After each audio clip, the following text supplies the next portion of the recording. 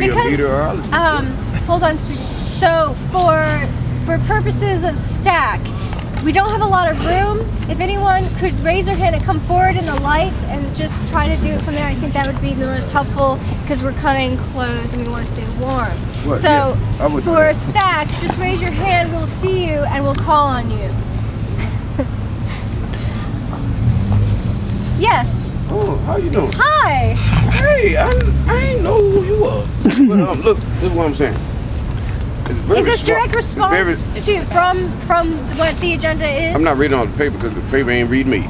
Look, let me tell you something. The fire hot and smoke is suffocating a lot of people out here. But let me guess. You're doing a protest. Have they made any changes yet? What have they done yet? I think someone can accompany this man and explain to him perhaps the changes we have done. A tent? Accommodate. Anyone at all. Because that is not the agenda item, and if you'd like to be informed, I think someone who knows what's going on can help you with that. No. Thank you. I'm laughing. I'm not really laughing. No, I'm trying to be real for real. quick, Leah would like to make a quick announcement for this meeting. I identify people not by name. If you need your name in this for some reason or number, please tell me after. So we're going to try to make this as anonymous as possible and in order. Okay, thank you. So, we have 2 hands so far. I saw Ryan's first. We're going to see. That's okay, Herb? Oh, fine. Yeah. I was just raising my hand because I didn't see anybody else. Anonymous by his name. Speaking to the article, taking stack on our opinions about the article. Yeah. Yes. This is not only bad press, this is radioactive press. This is press that will leave a residual badness even after it's gone. This will maintain to contaminate the perception of this movement from hereforth after. There is fallout now that is entrenching its contagion here that is really bad. This is terrible press. It's not good. Okay, and why isn't it good? Besides the fact that it's terrible. Well, what was just once give an example so we have something to work on. Sorry. Well, it's turned what was once could be considered an act of martyrdom and being arrested for something you believe in to now a cheap trick that has only been used as a way to grab attention and spotlight for your own personal ambition. Usually when you get arrested for a political reason, it's a good thing. Now it's turned into it's been cheapened somehow. And it's not cheap. It's very valuable to be that dedicated to a movement. And that's bad. That's not good. Great. Thank you for that. Okay. Shauna's next. Well, actually, Herb was next. Oh, I'm sorry. You're going to pass. Okay, great. Shauna. And just make sure you're in the light. That's all we need. Can you guys see me? Yeah. Okay. All right. I think that this is kind of like a blister pop, honestly. Our experience, I think that this is kind of like a blister pop, all right? As far as Evan talking to the press, he has the right to talk to the press because we're here for freedom of speech, all right? And as far as the movement and it damaging the movement, I don't think technically Evan said anything that, from his perspective, and his own flavor of experience with how this has happened, isn't factually that untrue. I have seen division here, and it's unfortunate, but I don't think that this can wreck a movement or wreck something as valuable as civil disobedience. We might be taking this a little bit far. The media does kind of choose what it likes to publish and choose how it likes to slant things. We also have some unhealed business amongst ourselves, and that shit will come open. If this is a freedom of speech thing and this is an open space, we have to confront that we have healing to do amongst each other. So, yeah, that's how I feel. Okay, thank you. The gentleman with the green coat. Go for it. Yes. Yes. I'm new to you guys. Thank you for coming today. I think depending on how or if you decide to respond to this article, the how is going to be really important. The fact that there are so many different contradictory statements in that whole article.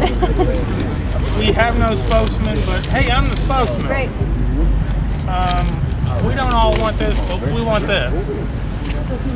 You have to do it with Irish diplomacy. And I don't know if y'all know what Irish diplomacy is. You could define that for us, that'd be great.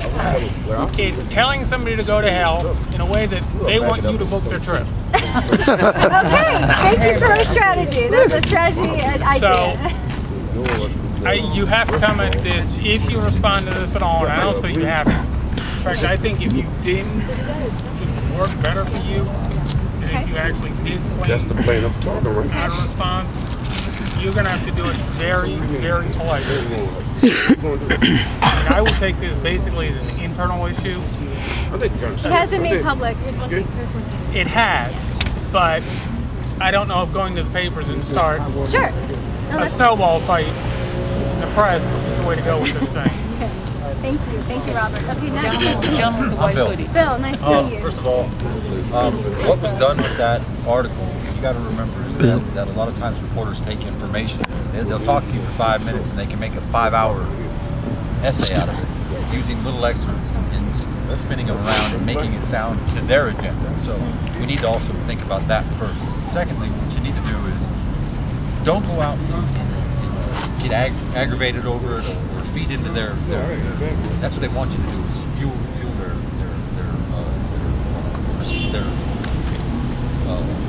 opposition to this, and that's pretty much what they're trying to do is to get the city to draw a line in the sand, and that's between the citizens and the population and the government officials. I'm sorry. And if you respond to it in the public forum in their medias, all you're doing is going to allow them to just manipulate it more and more and more. We're taking a bait. The best thing to do is to get on on this Occupy website, the national Occupy website, the Facebook website, and just put small little statements like, we are being depicted in a bad manner and the press is opposing us. I mean, you just have to put it out there, put plain and simple. Don't. Well, the problem is the people that have the Facebook liking us are probably not the ones that we have to worry about. No, they're already here. We need to find a way to. I think that's the only pragmatic problem. If there's any other way to address it, like through the hook with Seville, which is friendly to the movement, I mean, get somebody from them to address it and say, look, these are issues that they're trying to put out there and say that it's bad.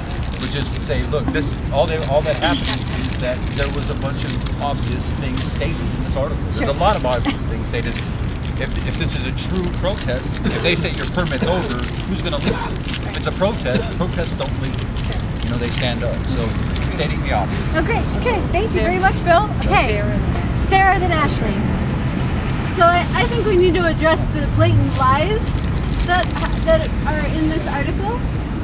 Evan is quoted as saying that there's a group of people that want to cause conflict with the police in order to engage more people in the movement. I think that from how I understand it, I'm one of the people he thinks is most radical and wants to do this. I have never said that I want to cause conflict with the cops. It's not true. And now that that's out there, now that that's in the public media, now that the police think that this is true, I think that anybody that stays in this park beyond the permit is in much more danger. Because now the cops think that we're going to try and fight with them. A lot of petitions. And so they're going to, I'm talking please. And so now they're going to come in fully prepared for that situation. And that's not the situation.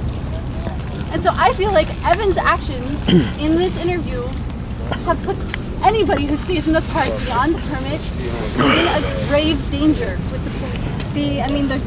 The title of it says, Occupy fixtures may lead to conflict with police and city government. I mean, if no one reads that article, that's all they're going to get from it, right? So I guess, so what I would like, part of what I would like to see happen, I would like a statement that says, this article does not represent the reality. There's nobody saying that they want to cause any conflict with the police. I said at Wednesday night's assembly, what is true for me, and I think I'm one of the more radical, quote-unquote, voices, is that I want to reserve my right to self-defense, which doesn't mean being violent with a cop. I am not going to be violent with a cop. Look at me.